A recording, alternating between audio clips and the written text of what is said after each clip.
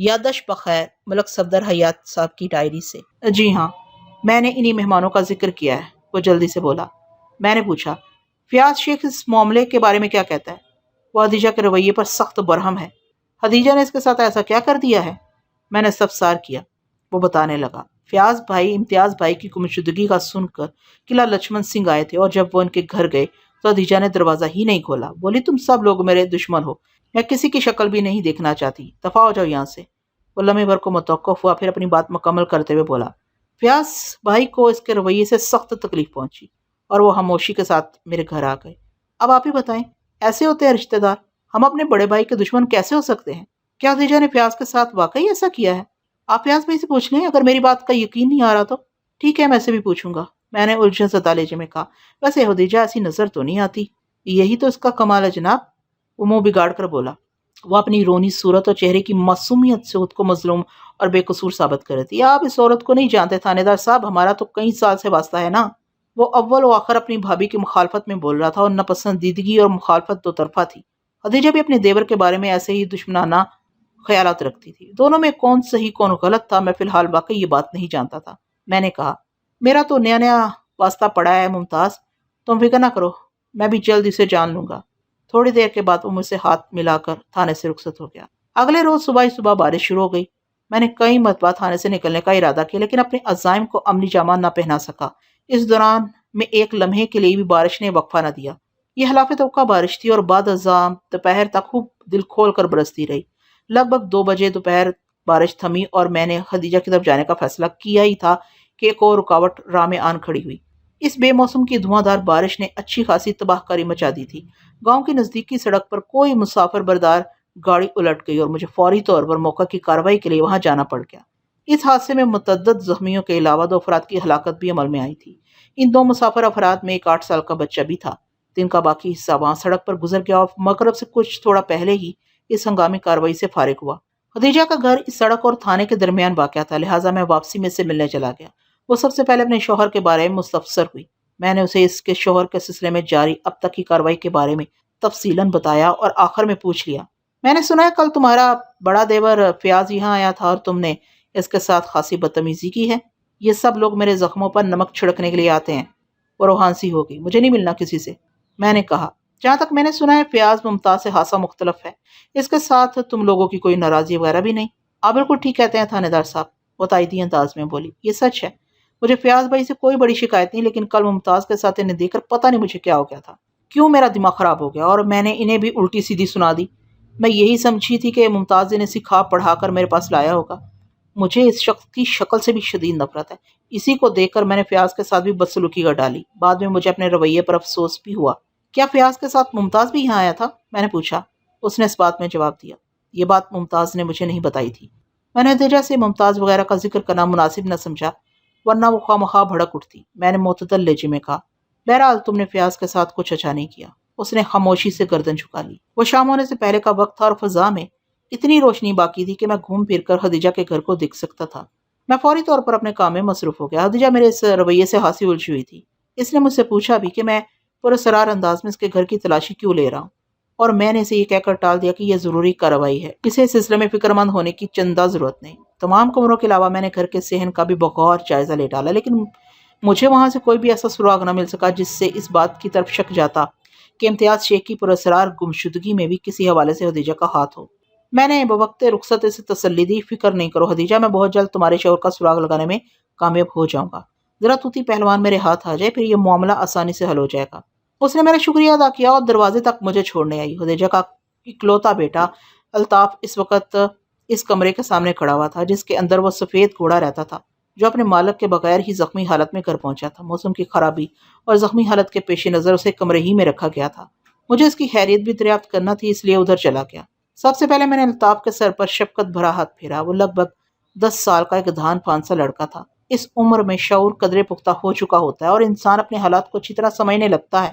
یہ الگ بات ہے کہ وہ زندگی کے بعض اہم اور حساس معاملات میں اپنے دلی جذبات کو ظاہر نہیں کر سکتا۔ الطاف اپنے والد کی پراسرار گمشدگی کا بخوبی اندازہ لگا چکا تھا، اس لیے اس کے چہرے پر مجھے غم و اندوہ کے گہرے بادل دکھائی دیے۔ میں نے اسے پیار کیا اور تھوڑی دیر تک تسلی تشفی کی باتیں کرتا رہا۔ وہ خاموش کھڑا میری گفتگو سنتا رہا۔ میں چپکے سے پھر چپکے سے اپنی ماں کے پاس چلا گیا۔ اس کی خاموشی اور اداسی برمحل تھی۔ میں جس دوران میں الطاف کو پچکار رہا تھا، میں نے کمرے کے اندر گھوڑے کے ہنہنانے کی آواز 2 مرتبہ سنی تھی۔ گھوڑے کی زبان تو کوئی گھوڑا ہی سمجھ سکتا ہے، لیکن ان لمحات میں مجھے یوں محسوس ہوا جیسے وہ مجھ سے کچھ کہنا چاہتا ہو۔ میرے ذہن میں یہ خیال پیدا ہوا کہ وہ تقاضا کر رہا ہے الطاف کی طرح میں اسے بھی پیار کروں۔ یہ میرا ایک وقتی احساس تھا جسے میں کوئی نام دینے سے قاصر ہوں۔ میں کمرے کے اندر پہنچا تو وہ ہاسا خوشی سے ہنہنایا۔ انسان کا ذہن جس سمت میں سوچ رہا ہوتا ہے وہ ہر ضروری و غیر ضروری بات کو بھی اسے منسوب کر لیتا ہے۔ مجھے بھی یہی محسوس ہوا جیسے میری آمد پر اس نے خوشی کا اظہار کیا ہو۔ میں نے اس کی پیٹھ سہلاتے ہوئے پوچھا، کیسے ہو شہزادے؟ جواب میں وہ ایک مرتبہ پھر ہنہنایا۔ میں یہی سمجھا وہ مجھے اپنی خیریت سے آگاہ کر رہا ہے۔ میں نے اسے دروازے کے قریب لا کر اس کی گھائل ٹانگوں کا جائزہ لیا۔ ڈنگر ڈاکٹر ظہوری بڑی توجہ سے اس کا علاج کر رہا تھا۔ اس نے دروازے تک مختصر سے سفر کے دوران میں تکلیف تو محسوس کی، لیکن میں نے دیکھا وہ پہلے سے کافی بہتر تھا۔ میں نے اس گھوڑے سے دوبارہ آ کر اسے دیکھنے کا وعدہ کیا اور خدیجہ کے گھر سے نکل آیا۔ راستے میں ممتاز شیخ سے ملاقات ہوگی، اس نے یہی ظاہر کیا ہم اتفاق سے ملے، لیکن میں نے اس کے چہرے کے بدلتے ہوئے تاثرات سے اندازہ لگا لیا کہ ہمارا ملنا اتفاق نہیں تھا۔ مجھے یوں محسوس ہوا جیسے وہ میری ٹو میں ادھر گھوم رہا تھا۔ میں نے قدرے سخت لہجے میں سے دریافت کیا، تم ابھی تک گھر نہیں گئے؟ میں گھر ہی سے آ رہا ہوں جناب۔ وہ گڑبڑا گیا۔ ادھر فیکے موچی سے کام تھا، اس نے بہانہ بناتے ہوئے کہا۔ وہ تو گھر میں ملا نہیں، واپس آ رہا تھا تو آپ پر نظر پڑ گئی، یقیناً آپ خدیجہ بھابی کی طرف سے آ رہے ہیں۔ وہاں کی کیا خبریں ہیں؟ اس نے بڑی چالاکی سے سوالات کے رخ کو اپنی جانب سے موڑ کر میری طرف کرنے کی کوشش کی تو میں چند لمحے ٹٹولتی ہوئی نظر سے اسے گھورتا رہا، پھر گمبھیر لہجے میں استفسار کیا، تھانے دار میں ہوں یا تم؟ ظاہر ہے جی تھانے دار تو آپ ہی ہیں جناب۔ پھر اپنی زبان کو قابو میں رکھو اور تھانے دار بننے کی کوشش نہ کرو۔ میں نے کیا تھانے دار صاحب؟ وہ ایسی معصومیت سے پوچھنے لگا جیسے میری بات سمجھ نہ سکا ہو۔ میں نے ڈانٹ سے مشابہ لہجے میں کہا، صرف میرے سوالات کو غور سے سنو اور سمجھ کر ان کا جواب دو۔ تم نے مجھ سے جھوٹ کیوں بولا تھا؟ الجھ کیا، میں نے کون سا جھوٹ بولا جناب؟ میں نے وضاحت کرتے ہوئے کہا، کسی حقیقت کو ادھورا بیان کرنا بھی ایک قسم کی دروغ گوئی ہی ہوتی ہے۔ تم نے مجھے یہ کیوں نہیں بتایا کہ فیاض شیخ کے ساتھ تم بھی خدیجہ کے گھر گئے تھے؟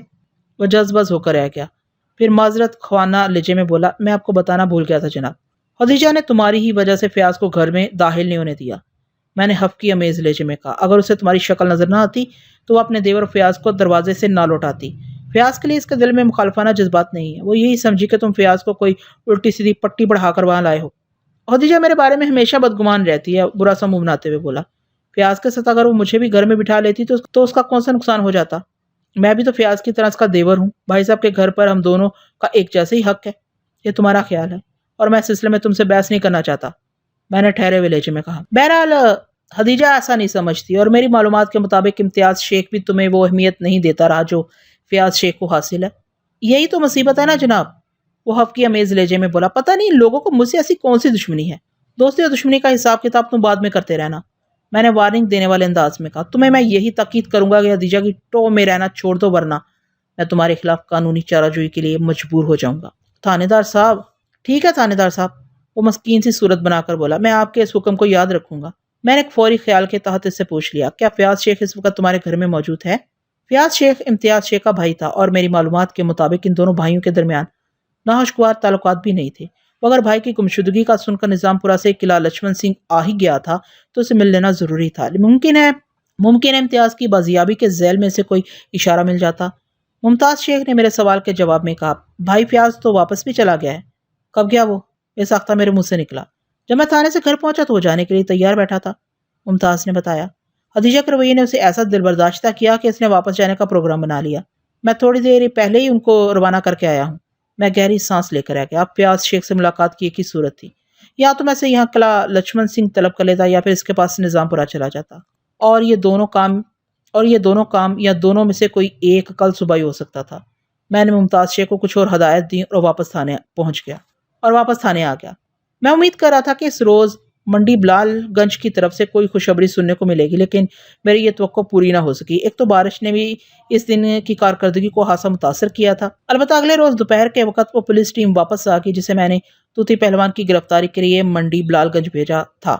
اس روز مارچ کی غالباً 26 تاریخ تھی۔ امتیاز شیخ کی گمشدگی کی رپورٹ 24 مارچ کی صبح خدیجہ نے درج کروائی تھی۔ امتیاز روز گزشتہ یعنی 23 جنوری کی شام سے غائب تھا۔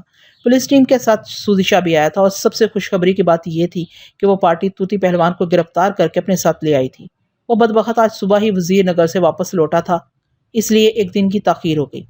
میں نے اس حوالدار کو اپنے کمرے میں بلا لیا جو طوطی پہلوان کو گرفتار کر کے یہاں تک لایا تھا۔ اس نے میرے پاس آ کر بڑے جوشیلے انداز میں اطلاع دی، ملک صاحب، آپ کا مطلوبہ مجرم حاضر ہے۔ میں نے اس کارنامے پر اس کی کارکردگی کو مناسب الفاظ میں سراہا اور اس سلسلے میں ہم سوالات کرنے کے بعد پوچھا، وہ کن ٹٹا بدماش گمشدہ امتیاز شیخ کے بارے میں کیا بتاتا ہے؟ وہ اس سلسلے میں کوئی بھی بات قبول کرنے کو تیار نہیں، حوالدار نے جواب دیا۔ طوطی بلال گنج منڈی کا ایک دہشت نشان مجرم ہے جناب، اس کی گرفتاری کے لیے ہمیں خاصی دقت اٹھانا پڑی۔ اگر سودی شاہ کا تعاون ہمیں حاصل نہ ہوتا تو یہ بندہ تو ہاتھ سے پھسلا جا رہا تھا۔ اس دم کٹے بدماش کی دہشت کا ایک گراف میں خود چیک کروں گا، میں نے سنسناتے ہوئے لہجے میں کہا۔ تم اسے لے کر میرے پاس آ جاؤ۔ جناب، سودی شاہ بھی آپ سے ملاقات کے لیے بےتاب ہے، حوالدار نے بتایا۔ اس سے میں بعد میں ملاقات کرتا ہوں، تم پہلے طوطی پہلوان کو اندر لاؤ۔ Okay sir. حوالدار مجھے سیلوٹ کرتے ہوئے کمرے سے نکل گیا۔ تھوڑی ہی دیر بعد مذکورہ مجرم بشارت عرف طوطی پہلوان میرے کمرے میں حاضر تھا۔ حوالدار نے میری میز کے ادھر لا کر کھڑا کر دیا اور خود تن کر اس کے قریب ہی جم گیا۔ اس کا انداز ایسا تھا جیسے میری جانب سے اشارہ پاتے ہی وہ بس شروع ہو جائے گا۔ میں تنقیدی نظر سے طوطی پہلوان کا جائزہ لینے لگا۔ اس کا نام طوطی پہلوان کچھ غلط نہیں رکھا گیا تھا۔ اس کی ناک کسی طوطے کے مانند ہی ایک خاص زاویے میں جھکی ہوئی تھی، بدن کثرتی اور قدرے پھیلا ہوا۔ یہ اس بے تنائی کا نتیجہ تھا جو وہ کافی عرصے سے اکھاڑے کی جانب سے برتتا چلا آ رہا تھا۔ وہ بنا بنایا ایک بدماش تھا، اگر کسی کو اس کے کرتوت معلوم نہ ہوتے تو بھی وہ اس کی صورت دیکھتے ہی جان جاتا طوطی معاشرے کے معزز طبقے سے تعلق نہیں رکھتا تھا۔ میں نے کھنکار کر گلا صاف کیا، اس کی آنکھوں میں دیکھتے ہوئے تیکھے لہجے میں کہا، میں نے سنا طوطی کہ تم بڑی اڑی کر رہے ہو، کیا کافی دنوں تک ہماری میزبانی کا لطف اٹھانے کا ارادہ ہے؟ جب مجھ پر خواہ مخواہ کے الزامات عائد کیے جائیں گے تو میں تائید کیسے کروں گا جناب؟ وہ قدرے برہمی سے بولا، آپ کے بندے میرے ساتھ بڑی زیادتی کر رہے ہیں تھانے دار صاحب، کیا یہ غلط ہے کہ تم اپنے ڈیرے پر جوئے کا اڈا چلاتے ہو؟ میں نے تیز نظر سے اسے گھورا، وہاں شراب اور شباب کی محفلیں سجائی جاتی ہیں۔ وہ دوسری بات ہے جناب، وہ کمال ڈٹائی سے بولا، لیکن آپ کے حوالدار صاحب تو مجھ پر کوئی اور ہی سنگین الزام لگا رہے ہیں، جبکہ میرا امتیاز شیخ سے کوئی تعلق نہیں ہے۔ میں نے کہا، تم جسے دوسری بات گردان رہے ہو وہ بھی کچھ کم سنگین نہیں ہے۔ تم میرے تھانے کی حدود میں جس نوعیت کا کاروبار جمائے بیٹھے ہو، اس سلسلے میں تمہیں لمبے عرصے کے لیے جیل کی سلاخوں کے پیچھے بھجوا سکتا ہوں۔ یہ نہ بھولو کہ میرے پاس تمہارے جرائم کے بڑے ٹھوس اور ناقابل تردید ثبوت موجود ہیں۔ اس نے بے چین نگاہ سے مجھے دیکھا۔ ثبوت والی بات تو اسے ہراساں کر دیا تھا، وہ میرے مطلب کی تہہ میں پہنچ گیا ہوگا۔ یہ ممکن نہیں تھا کہ شوکت علی اور منظورے کی گرفتاری سے پوشیدہ رہی ہو۔ اس نے کچھ کہنے کے لیے منہ کھولا ہی تھا کہ میں نے اپنی بات کو آگے بڑھا دیا۔ اس نے بے چین نگاہ سے مجھے دیکھا۔ ثبوت والی بات نے اسے ہراساں کر دیا تھا، وہ میرے مطلب کی تہہ میں پہنچ گیا ہوگا۔ یہ ممکن نہیں تھا شوکت علی اور منظورے کی گرفتاری سے پوشیدہ رہی ہو۔ اس نے کچھ کہنے کے لیے منہ کھولا ہی تھا کہ میں نے اپنی بات کو آگے بڑھا دیا۔ توتی، تم جس دعوے کو بے بنیاد اور غلط الزام کہہ رہے ہو، اس بارے میں نے بھی بڑی گہری معلومات حاصل کر لی ہیں۔ تمہاری جان بڑے بھیانک شکنجے میں آ چکی ہے۔ تم یہ کہہ کر نہیں چھوٹ سکتے کہ امتیاز شیخ سے تمہارا کوئی تعلق نہیں، کیا سمجھے؟ وہ الجھن زدہ نظر سے تھوڑی دیر تک مجھے تکتا رہا، پھر احتجاجی لہجے میں بولا، جناب، میں بالکل سچ کہہ رہا ہوں، اب میری بات کا یقین کیوں نہیں کرتے؟ امتیاز شیخ کی گمشدگی میں میرا کوئی ہاتھ نہیں۔ چلو شکر ہے کہ تم نے امتیاز شیخ سے شناسائی کا اقرار تو کر لیا، میں نے اس کی آنکھوں میں دیکھتے ہوئے فنکار سے مشابہ لہجے میں کہا۔ اس کی گمشدگی میں شامل تمہارے ہاتھ کو میں خود ہتھکڑی پہناؤں گا۔ جناب، یہ شناسائی بھی بس لمحاتی سی تھی۔ اس کی سمجھ میں نہیں آ رہا تھا کہ کیا کہے۔ میں نے بدستور سخت لہجے میں کہا، تمہارا مطلب ہے کہ اس روز سودی شاہ کی آڑت کی دکان پر تم پہلی مرتبہ امتیاز شیخ سے ملے تھے؟ بالکل بالکل، وہ جلدی سے بولا۔ اب آپ نے کی ہے نا میرے دل کی بات؟ صرف دل ہی کی نہیں، میں تمہارے پھیپھڑے اور گردے کی بات کر سکتا ہوں طوطی پہلوان، میں نے معنی خیز انداز میں کہا۔ اور یاد رکھو، اگر تم نے میرے سوالات کے معقول جواب نہیں دیے تو میں تمہاری طوطے ایسی ناک کو کاٹ کر تمہارے چہرے پر خود خود کی ناک چپکا دوں گا، پھر سب تمہیں خود خود پہلوان کہیں گے۔ بعض تو تمہیں بی بی خود خود بھی کہہ سکتے ہیں۔ تم نے اپنی بدماشی اور غنڈہ گردی سے پورے علاقے میں ایک دہشت سی بٹھا رکھی ہے۔ سوچو، جب تمہیں منڈی بلال گنج کا بچہ خود خود بی بی کہہ کر چھیڑے گا تو تمہاری کیا عزت و توقیر رہ جائے گی؟ اس کے چہرے پر ایک رنگ سا آ کر گزر گیا تھا، تاہم وہ منہ سے کچھ نہ بولا۔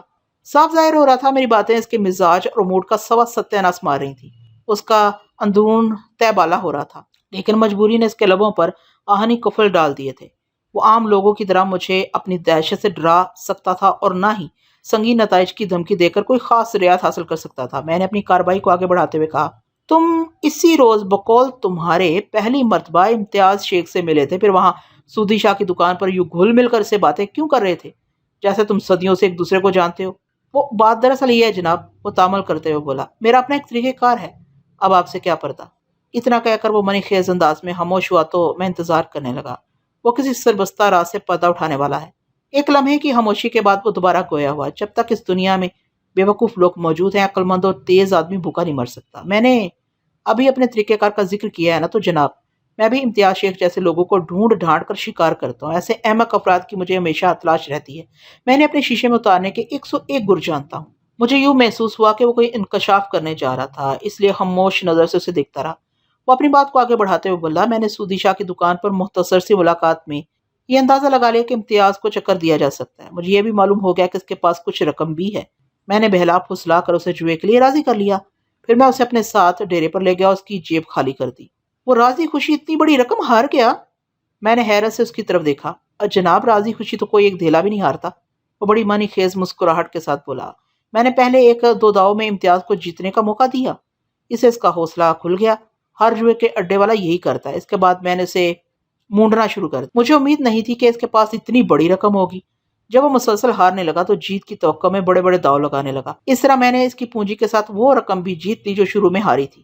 میں نے افسوسناک انداز میں اس شاطر شخص کی طرف دیکھا۔ تم نے 3000 روپے پر ہاتھ صاف کر لیا اور وہ خاموشی سے لٹ گیا؟ جناب اس قسم کے کاموں میں ایسے ہی ہوتا ہے، توتی پہلوان رازرانہ انداز میں بولا۔ پھر اس کی آواز میں ایک خاص قسم کی پیشکش بھی شامل ہو گئی۔ تھانے دار صاحب، اگر آپ مجھے اس جھمیلے سے آزاد کر دیں تو میں 3000 روپے کی وہ رقم آپ کو دینے کو تیار ہوں۔ یعنی اس دیدہ دلیری سے تم مجھے رشوت پیش کر رہے ہو؟ مجھے غصہ آ گیا۔ اگر آپ اسے تحفہ یا نذرانہ سمجھ رہے ہیں تو بات بن جائے گی۔ وہ بڑے بھونڈے انداز میں مسکرایا۔ ملک صاحب، آپ مجھے خاصے سخت آدمی لگتے ہیں۔ آپ سے پہلے اس تھانے میں جو تھانے دار تعینات تھا، اس سے تو میری اچھی خاصی دوستی تھی۔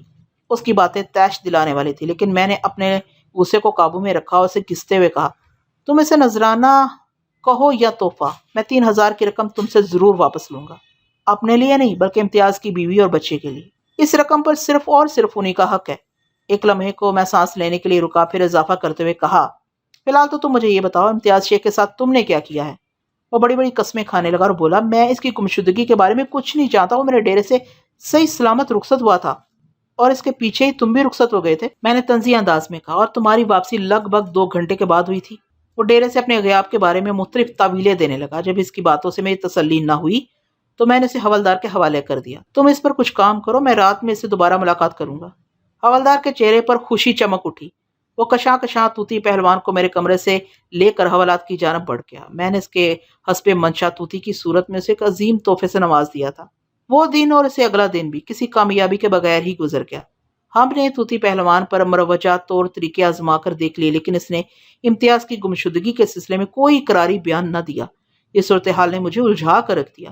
میں تھانے سے اٹھا تو امتیاز شیخ کے بارے ہی میں سوچ رہا تھا، اور نیند کی آغوش تک پہنچتے پہنچتے یہ پریشان کن سوچ میرے ذہن سے چپکی رہی۔ آئندہ روز جب میں بیدار ہوا تو صبح کے آغاز کے ساتھ ہی میرے ذہن میں ایک آئیڈیا چمکا۔ اس آئیڈیا کے بارے میں نے باقاعدہ سوچا نہیں تھا، بس آپ ہی یہ خیال چپکے سے ذہن میں ابھر آیا تھا۔ عذابات اس خیال پر عمل کرنا بہت سود مند ثابت ہوا۔ میں نے کسی سینئر آفیسر سے یہ کہاوت سنی تھی کہ چوری شدہ چیز جب کسی بھی طور برآمد نہ ہو رہی ہو تو خود کو اس شے کی جگہ رکھ کر سوچنا چاہیے۔ اس سلسلے میں میرے اس سینئر نے گھوڑے کی مثال بھی دی تھی۔ کسی کا ایک گھوڑا چوری ہو گیا تھا اور کسی بھی طرح اس گھوڑے کا سراغ نہیں مل رہا تھا۔ بلاخر اس نے خود کو گھوڑا تصور کر لیا، یہ سوچنے لگا کہ اگر اس کے ساتھ گھوڑے والی سچویشن پیش آ جائے تو وہ کہاں جائے گا۔ اس کوشش میں سے کامیابی حاصل ہوئی اور وہ گھوڑا بن کر آخرکار گھوڑے تک پہنچ گیا۔ جس کیس نے میرا دماغ گھما کر رکھا تھا، اس میں کوئی گھوڑا تو گم نہیں ہوا تھا بلکہ گھوڑے کا مالک پچھلے 5-6 روز سے غائب تھا۔ میرے ذہن نے فوری طور پر اس آئیڈیا میں تھوڑا ترمیم و اضافہ کیا اور میں تیار ہو کر خدیجہ بیگم کے گھر پہنچ گیا۔ ایسے ہی مراد بھی میرے ہمراہ تھا اور ہم گھوڑوں پر سوار ہو کر وہاں گئے تھے۔ خدیجہ نے حسب حال ہمارا استقبال کیا۔ میں اس کمرے کی جانب بڑھ گیا جس کے اندر امتیاز شیخ کا سفید گھوڑا بندھا ہوا تھا۔ مجھ پر نگاہ پڑتے ہی گھوڑا بڑے والہانہ انداز میں ہنہنانے لگا۔ اس کے زخم بڑی حد تک ٹھیک ہو چکے تھے۔ اس وقت وہ اپنے پاؤں پر کھڑا ہوا تھا۔ ایسائی نے میرے کان میں سرگوشی کی، ملک صاحب یہ گھوڑا تو آپ کو پہچاننے لگا ہے۔ میں مراد کی بات کو نظر انداز کرتے ہوئے گھوڑے کی سمت بڑھا، وہ بھی میری طرف لپکا۔ انداز ایسا ہی تھا جیسے کمرے سے باہر نکلنا چاہتا ہو۔ میں نے اس کی پیٹھ تھپکتے ہوئے کہا، فکر نہ کرو جوان، میں تمہاری رسی کھول رہا ہوں۔ تم میری رہنمائی کرو گے کہ تمہارا مالک امتیاز کس جگہ تم سے بچھڑا تھا۔ وہ شانت ہو کر اپنی بڑی بڑی سی آنکھوں سے مجھے دیکھنے لگا۔ یہ تو ممکن نہیں تھا کہ وہ انسانی زبان کو سمجھ رہا ہو، لیکن اس کے رویے اور رد عمل سے یہی بات ظاہر ہوتی تھی۔ بہرحال جو بھی تھا، اسے کوئی نام نہیں دیا جا سکتا۔ شاید شاید ہمارے درمیان کوئی روحانی رابطہ قائم ہو گیا تھا۔ ASI کو میں اپنے منصوبے سے آگاہ کر چکا تھا۔ خدیجہ کو بھی میں نے مختصر الفاظ میں اپنے پروگرام سے متعلق بتایا اور سفید گھوڑے کو اپنے ساتھ لے جانے کی بات کی۔ وہ بڑی آسانی سے میری بات سمجھ گئی اور بولی، جنابی یہ کام تو آپ کو پہلی فرصت میں کرنا چاہیے۔ خدیجہ کی طرف سے اجازت ملتے ہی ہم اس گھنے جنگل کی طرف روانہ ہو گئے جو فرید آباد اور موزہ لچھمن سنگھ کے درمیان پایا جاتا تھا۔ میں اور ASI اپنے گھوڑوں پر سوار تھے جبکہ سفید گھوڑا بغیر کسی سوار کے آگے بڑھ رہا تھا۔ جب تک ہم آبادی کے اندر رہے میں نے امتیاز کے گھوڑے کی لگام تھامے رکھی۔ جنگل کی جانب جانے والے راستے پر پہنچتے ہی میں نے اس کی لگام چھوڑ دی اور بڑے دلار سے کہا، یہاں سے تمہارا کام شروع ہوتا ہے شہزادے۔ تم آگے آگے چلو گے اور سیدھے وہاں پہنچو گے جہاں تمہارے مالک امتیاز شیخ کو کوئی حادثہ پیش آیا تھا۔ اس بے زبان نے بڑی توجہ سے میری بات سنی، ہنہنا کر حکم کی تعمیل کا یقین دلایا اور خاموشی سے ایک جانب بڑھ گیا۔ ASI نے حیرت کا اظہار کرتے ہوئے کہا، ملک صاحب میں نے ایسا فرما بردار گھوڑا پہلے کہیں نہیں دیکھا۔ میں بھی زندگی میں پہلی مرتبہ دیکھ رہا ہوں، میں نے گمبھیر انداز میں کہا۔ وہ سنجیدگی سے بولا، اس کی پر اعتماد چال سے ظاہر ہوتا ہے کہ ہمیں کسی منزل پر پہنچا کر ہی دم لے گا۔ اللہ تمہاری زبان مبارک کرے۔ میں نے کہا، ہمیں پہلے اس گھوڑے سے مدد لینے کا خیال کیوں نہیں آیا؟ اس نے پوچھا۔ مراد قدرت کا کوئی کام خالی مصلحت نہیں ہوتا، میں نے سوچ میں ڈوبے ہوئے لہجے میں کہا۔ یہ بھی تو دیکھو، یہ بے زبان پہلے چلنے کے قابل ہی کہاں تھا۔ مجھے یوں محسوس ہو رہا ہے کہ ہم اپنی منزل کے بہت قریب ہیں۔ آدھے گھنٹے کے بعد میرا یہ یقین عملی صورت اختیار کر کے ہمارے سامنے آ گیا۔ اس گھوڑے نے ہمیں نہر کے کنارے پہنچایا اور تھوڑا آگے نہر کے ساتھ ساتھ جاتے ہوئے ایک گڑھے کے پاس جا کر رک گیا۔ ہم اپنے گھوڑوں سے نیچے اتر آئے۔ ASI نے کہا، ملک صاحب یہ ہمیں کچھ بتانے کی کوشش کر رہا ہے۔ گھوڑا بار بار اس گڑھے کی جانب منہ کر کے مخصوص انداز میں ہنہنا رہا تھا۔ مذکورہ گڑھے میں بارش کا پانی بھرا ہوا تھا۔ میرے لیے گھوڑے کا بس اتنا سا اشارہ ہی کافی تھا۔ اس کے بعد مجھے اپنی عقل اور اختیار کے گھوڑے دوڑانا تھے اور میں نے ایسا ہی کیا۔ میں نے فوری طور پر ASI کو تھانے بیچ کر عملے کے چند افراد کو وہاں بلا لیا۔ پھر دوپہر تک اس گڑھے کا پانی باہر نکالنے کے بعد نیچے سے امتیاز شیخ کی لاش کو برآمد کر لیا گیا۔ اس کے جسم پر متعدد زخموں کے آثار ملے، غالباً یہ تیز دھار کلہاڑیوں کے زخم تھے جو بڑی بے دردی سے اسے لگائے گئے تھے۔ امتیاز شیخ کے لباس سے الجھی ہوئی سونے کی زنجیر بھی گڑھے میں سے برآمد ہوئی۔ میں نے وہ زنجیر خدیجہ بیگم کو دکھائی، اس نے صاف انکار کر دیا، وہ زنجیر امتیاز کی نہیں تھی۔ ازاں بعد میں نے اس طلائی زنجیر کی تلاش اور کھوج جاری رکھی اور بالآخر اس کے مالک تک پہنچنے میں کامیاب ہو گیا۔ یہ کام کرنے میں مجھے 4-5 روز لگ گئے تھے۔ اس دوران میں امتیاز شیخ کو سپرد حق کیا جا چکا تھا۔ اس طلائی زنجیر کا مالک کوئی اور نہیں بلکہ مقتول کا چھوٹا بھائی ممتاز شیخ تھا۔ میں نے اسے گرفتار کر کے تفتیش کی چکی میں پیس ڈالا۔ بالآخر اسے اقبال جرم کرتے ہی بنی۔ اس نے بتایا کہ اسے کسی طرح 3000 کی رقم کے بارے میں سنگن مل گئی تھی۔ وہ بھائی اور بھابھی کے رویے سے سخت برگشتہ تھا۔ اس نے بیچ جنگل کے امتیاز شیخ کو لوٹنا چاہا۔ اس کارروائی کے لیے اس نے اپنے 2 ساتھیوں کا انتظام بھی کیا تھا۔ ان تینوں نے نقاب لگا رکھے تھے۔ وہ دونوں ساتھی پیش تھے جبکہ ممتاز تھوڑا پیچھے رہ کر ان کی رہنمائی کر رہا تھا۔ امتیاز کے پاس سے جب کوئی رقم برآمد نہ ہوئی تو انہوں نے ناکام ہو کر درندگی کا مظاہرہ کیا اور کلاہڑیوں کے وار کر کے اسے جان سے مار ڈالا۔ اس ظالمانہ کارروائی میں امتیاز کا گھوڑا بھی شدید زخمی ہو کر وہاں سے بھاگ گیا اور یہی زخمی گھوڑا بعد میں ممتاز کی گرفتاری کا سبب بن گیا۔ میں نے ممتاز کی نشاندہی پر اس کے دوسرے ساتھیوں کو بھی گرفتار کر کے بڑا ٹھیک ٹھاک فٹ کر دیا۔ وہ عدالت سے سزا پا کر جیل کی دیواروں کے پیچھے چلے گئے۔ آخر میں یہ بھی بتاتا چلوں کہ الطاف نے مجھے اپنی زندگی کے دوسرے دور کے جو حالات سنائے وہ اپنی جگہ ایک مکمل اور عبرت ناک داستان ہے۔ پھر کبھی یہ کہانی بھی آپ کی خدمت میں پیش کروں گا بشرط زندگی۔